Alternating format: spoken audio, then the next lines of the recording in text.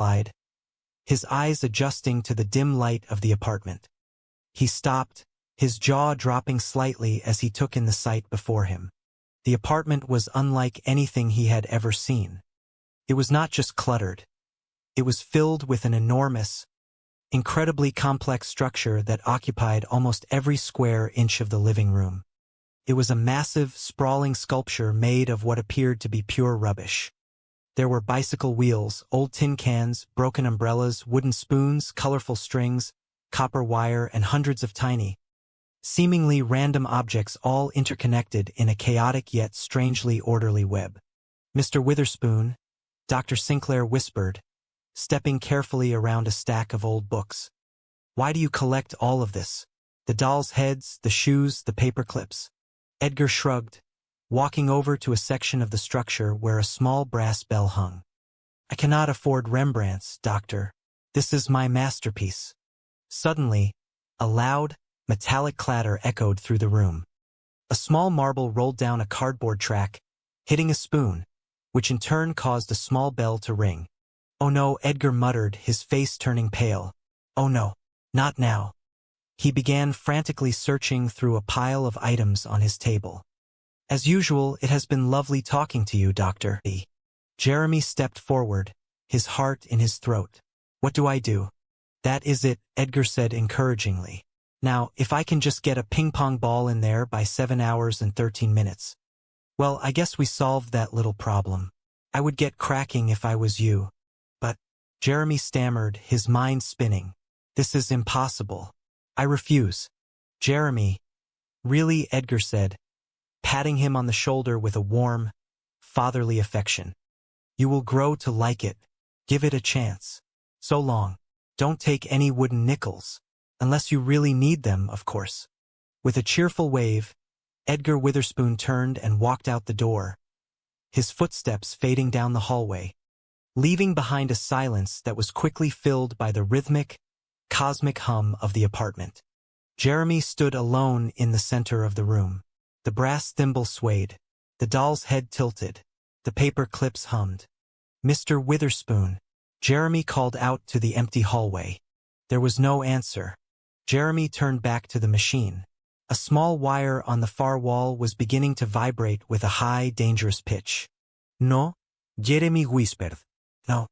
He looked around the room, his eyes scanning the thousands of bizarre, interconnected items. He needed something.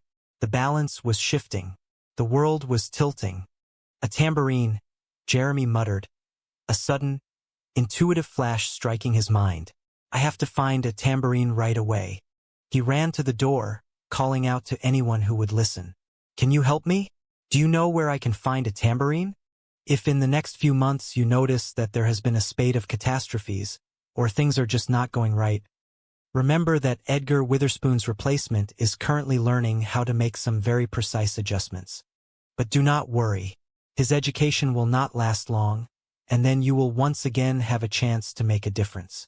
Perhaps, in some quiet moment, you might give thanks to a physician whose practice now extends to the well-being of the entire planet.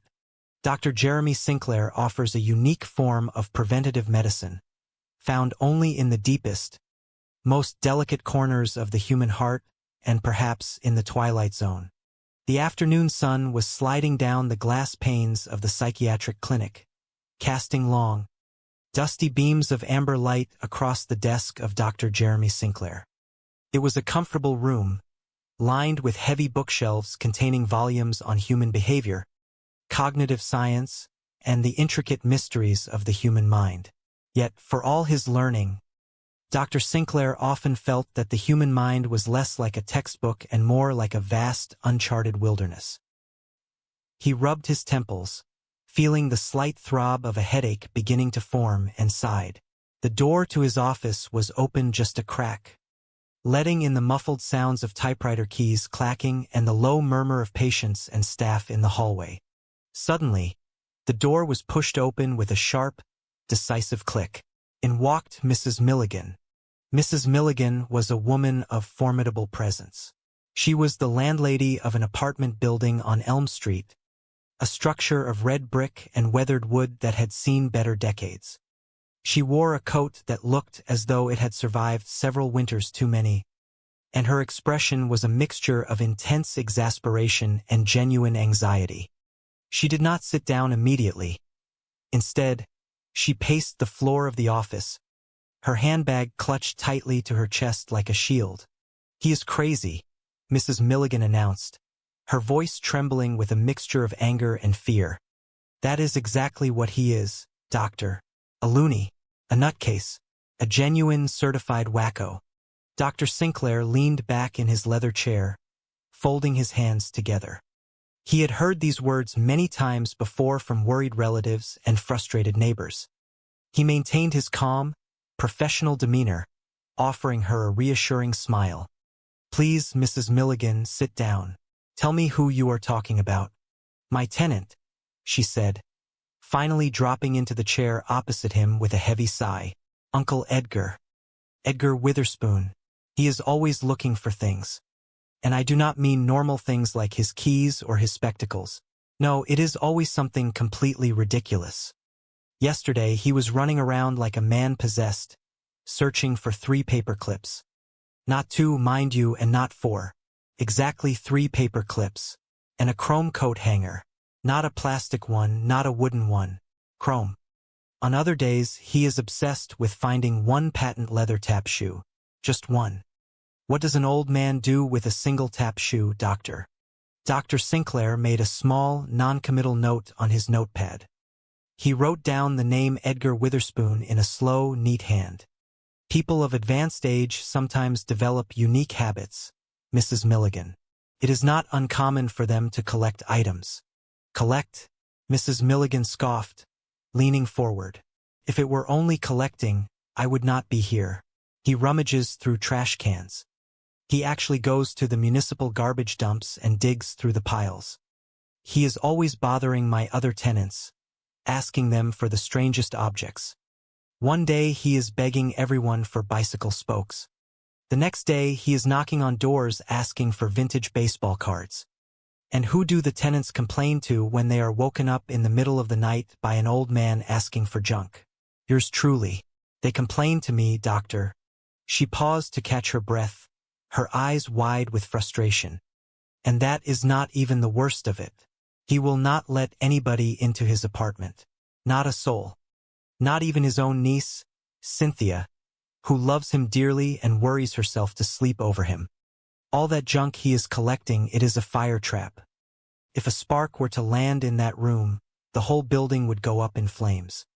He could hurt himself, and he could hurt other people, namely me. He needs your help, Doctor. You have to do something." Dr. Sinclair tapped his pen against the pad. "Has he ever shown any signs of aggression? Has he threatened anyone?" "No, not exactly," Mrs. Milligan admitted, though she did not look pacified. "But his behavior is getting more bizarre by the day. Yesterday, he came to my door and told me he absolutely had to have a yo-yo by 6 o'clock in the evening. He said it was a matter of life and death. And last week it was pieces of broken dolls. He was looking for heads, arms, legs. Can you imagine? An old man carrying around a sack of broken doll parts? It is macabre, Doctor. Please do something. Please, for his sake. And for ours, of course." "I understand your concern, Mrs. Milligan," Dr. Sinclair said gently. "I will make a visit to the building and see if I can speak with Mr. Witherspoon. We must assess his situation carefully." Mrs. Milligan stood up, looking slightly relieved but still highly strung. "Thank you, Doctor.